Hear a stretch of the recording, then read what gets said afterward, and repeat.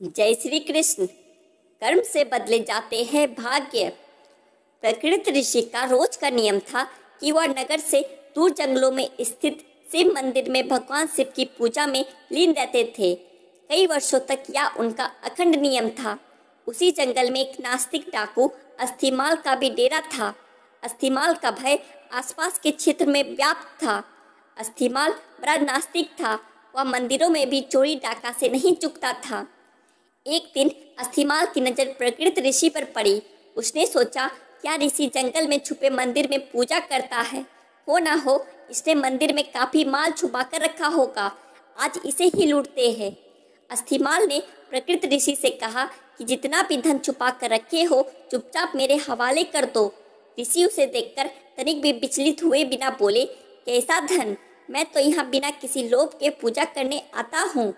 डाकू को उनकी बात पर विश्वास नहीं हुआ। उसने क्रोध में ऋषि प्रकृति को जोर से धक्का मारा। ऋषि ठोकर खाकर शिवलिंग के पास जाकर गिरे और उनका सिर फट गया। रक्त की धारा फूट पड़ी। इसी बीच आश्चर्य ये हुआ कि ऋषि प्रकृति के गिरने के फलस्वरूप शिवालय की छत से सोने की कुछ मोहरे अस्थिमाल के सामने गिरी। अस्थिमाल अट्टहास करते हुए बोला, तू ऋषि होकर झूठ बोलता है।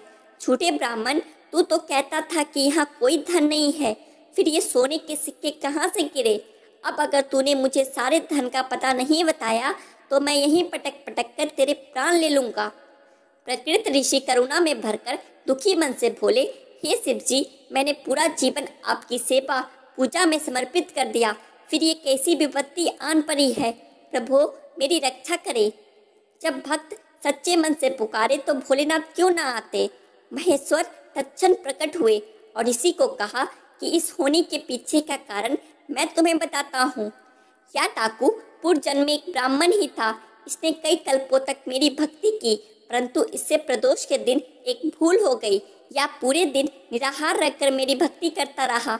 दोपहर में जब इसे प्यास लगी तो यह जल पीने के लिए पास के ही एक सरोवर तक पहुंचा। संयोग से एक गाय का बछड़ा भी दिन भर का प्यासा वहीं पानी पीने आया। तब इसने उस बछड़े को कोहनी मारकर भगा दिया और स्वयं जल पी लिया। इसी कारण इस जन्म में यह डाकू हुआ। तुम पूर्व जन्म में मछुआरे थे। उसी सरोवर में मछलियां पकड़कर उन्हें बेचकर अपना जीवन यापन करते थे।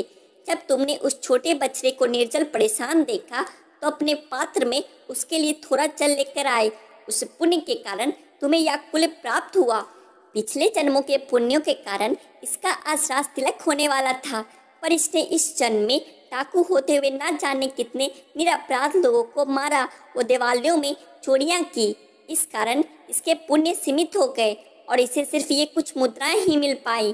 तुमने पिछले जन्म में अनगिनत मत्स्यों का आखेट किया, जिसके कारण आज का दिन तुम्हारी मृत्यु के लिए तय था, पर इस जन्म में तुम्हारे संचित पुण्यों के कारण तुम्हें मृत्यु स्पर्श नहीं कर पाई और सिर्फ यह घाव देकर लौट गई। ईश्वर वह नहीं करते जो हमें अच्छा लगता है, ईश्वर वह करते हैं जो हमारे लिए सचमुच अच्छा है। यदि आपके अच्छे कार्यों के परिणाम स्वरूप भी आपको कोई कष्ट प्राप्त हो रहा है तो समझिए कि इस तरह ईश्वर ने आपके बड़े कष्ट हर लिए। हमारी दृष्टि सीमित है, परंतु ईश्वर तो लोक परलोक सब देखते हैं, सबका हिसाब रखते हैं। हमारा वर्तमान, भूत और भविष्य सभी को जोड़कर हमें वही प्रदान करते हैं जो हमारे लिए उचित है। आशा करता हूँ दोस्तों आपको यह कहानी अच्छी लगी होगी। ऐसी और कहानियों के लिए हमारे चैनल द आध्यात्मिक टेल्स को सब्सक्राइब करें। राधे राधे। जय श्री कृष्ण।